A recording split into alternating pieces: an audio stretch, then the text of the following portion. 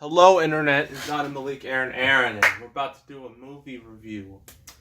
So there's been all this talk about women. Women this, women that. And all these female-centric reboots and just gender swapping. We've gotten like stuff like Ghostbusters, Ocean's 8, and now the new Terminator. It has not been looking. It's been looking pretty bad lately. It's been really bad. It's been very toxic. So, but we're gonna be doing a movie that was released in 2000. 18 years before all this nonsense even started. With women, SJWs, and diversity, representation, and cultural appropriation, blah, blah, blah, blah, blah. Back when you could just say whatever and you didn't get in trouble. Before there was a Twitter, a Facebook, social media, before any of that. There was this little movie called Charlie's Angels. Yes, we're doing this. And before you say anything, I do not have the sequel, so I can't review the sequel right now. So this stars Cameron Diaz, Drew Barrymore, and Lucy Liu. Those are our three main leads. And, yes, this is actually a remake of, I think it was a show from the 70s. Yeah, a show from the 70s. And they remade it into a more commercial property. And this movie is directed by, you'll never guess what his name is. It's something. His name is MCG. Those aren't just initials. That's what it legit says. MCG. Yeah, the dude goes by MCG. Great name. And also just to let you know, he's the dude who made Terminator Salvation, so I like to just throw that out there. So this movie was successful. It did spawn a sequel, which wasn't as successful. And now I don't know when, I forgot when, but they're doing another reboot of Charlie's Angels with Elizabeth Banks directing, because it's all this talk. All this talk about female directors, and that's cool and all. But if you're not gonna see the movie, then you're not helping yourself. Look at The Darkest Minds. Granted, that was a terrible movie, but that was directed by a woman. Nobody saw it. The Spy Who Dumped Me, directed by a woman. Nobody saw it. You have to try harder. Okay, you can't just say directed by a woman and expect money, okay?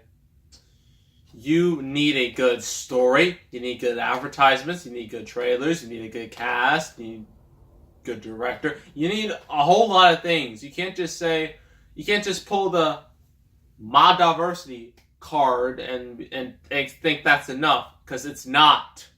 It is not enough. You need quality. But no one wants to listen to that. Everyone wants to think, because if I hire female directors, then our movies will automatically be good. No.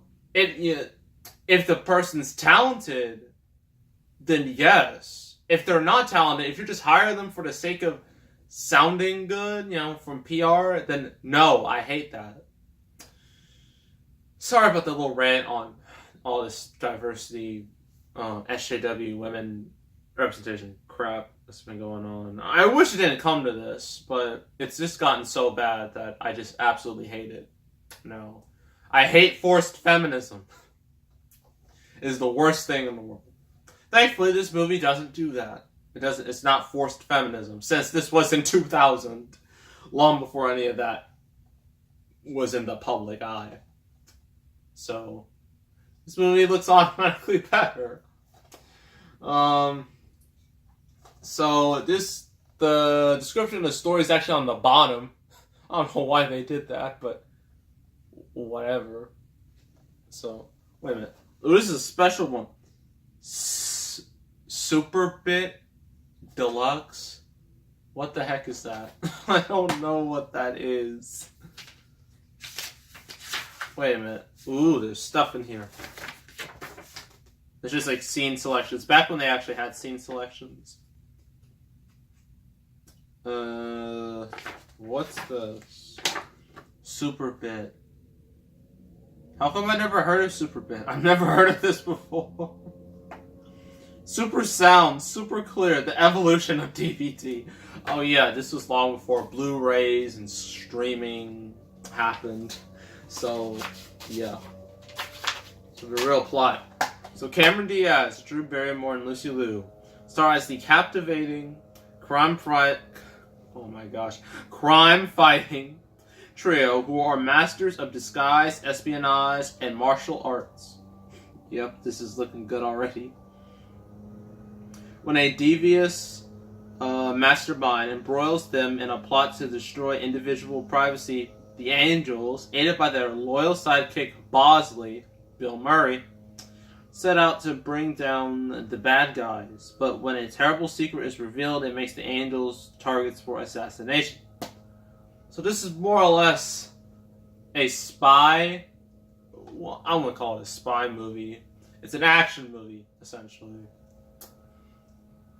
And, yeah. With these three just doing this, I guess, being hot, kicking people, just beating up people and doing wire work, or wire fu, as they call it. Back when that was like the big thing in Hollywood. Now it just looks extremely dated, but whatever. So let's look at the pros and cons. Pros: the cast. This is a great cast. You got Cameron Diaz. This was during like the height of her popularity. This was 2 years after There's Something About Mary, and this movie came out in November 2000, so it was a few months away from Shrek. So yeah, she was doing really good for herself until bad decisions happened. Bad career decisions. You got Drew Barrymore and Lucy Liu. I mean, all three of these actresses are very talented, and they're very likable, which is crucial for a movie like this. Then you got Bill Murray. I mean, Bill Murray is always great. Sometimes he doesn't pick the right choice of films, but that can happen to anybody. But he's still good. This movie has Sam Rockwell, so automatic plus right there. It also has Tim Curry, so that's another plus right there. I forgot who else is in this movie. I might need to look it up because I think it's a pretty big ensemble cast. I forgot what the new Charlie's Angels is who that's gonna include.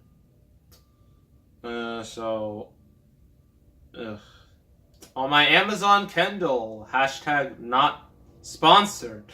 They're never gonna sponsor me. Why would they? Okay.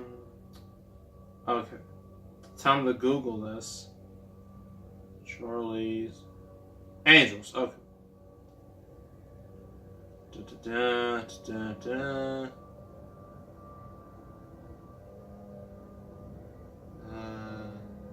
Trying to look. Oh yeah, there was also like a reboot series with Charlie's Angels. It was just horrible. We don't talk about that. There was also a game, which I did gameplay of. We don't talk about that either. That was the worst thing ever. Yeah, it's 2019. Yes, 2019. Yeah.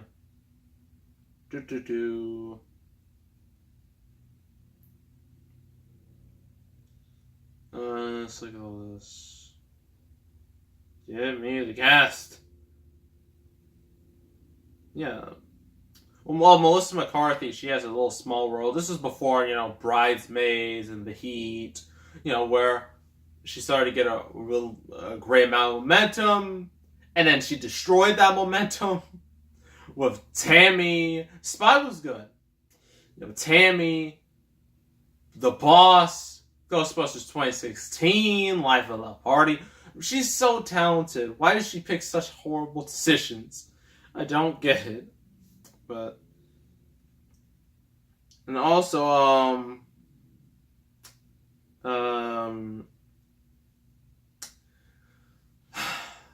just a little reference for you. Tom Green is in this. If you don't know who that is, look up the movie. I hate to say this name because I'm afraid if I say this name, this video is going to get flagged for being age restricted. It's called Freddy Got Fingered. I feel ashamed. Freddy Got Fingered. It's one of the worst movies ever. And yeah, that's another reference for you. So, yeah. What else? The plot is just, well, I'll get to that later. The action is pretty nice, decently executed, good-ish cinematography. And the thing about this movies, compared to the show was more dramatic, this movie is more comedic. So it pulls a 21 Jump Street long before 21 Jump Street came out. So, yeah. Some of the comedy is pretty good. Some of it is not. But that's the case with most of these movies. Music's fine. Yeah, so cons. The story is kind of meh. I say that a lot about a lot of movies, but that's just true. Sometimes the story is just not great, to be honest. Not like it matters with a movie like this. But yeah, that's about it. Overall, this movie's fun. It's a fun old time, it's not, and I mean, it's not gonna hurt anybody. But, it's just fun. It's just a fun movie you can just watch on your TV or on your streaming device, wherever you watch these days. And you're just going to look at it and be like, oh, that was, this is pretty fun. I like this. So overall, 7 out of 10 for Charlie's Angels. It's pretty decent. So yeah, that was Charlie's Angels. Next review is going to be a Quentin Tarantino movie. I know he has a movie coming out next year. I think it's Once Upon a Time in Hollywood. I mean, that movie has like Leonardo DiCaprio, Brad Pitt. It's amazing. Speaking of Brad Pitt and Quentin Tarantino, a great segue. Movie I want to be reviewing is I'm also afraid if I say this title I'm gonna get flagged, but at this point I don't care. Inglourious Bastards. Yes, we're doing that movie. The movie that started Quentin Tarantino's comeback after Death Proof didn't quite work out for him. Then there's Inglourious Bastards, and then Django Unchained. Like, he was doing great during that time. So we're doing the first part of his rise, as I guess.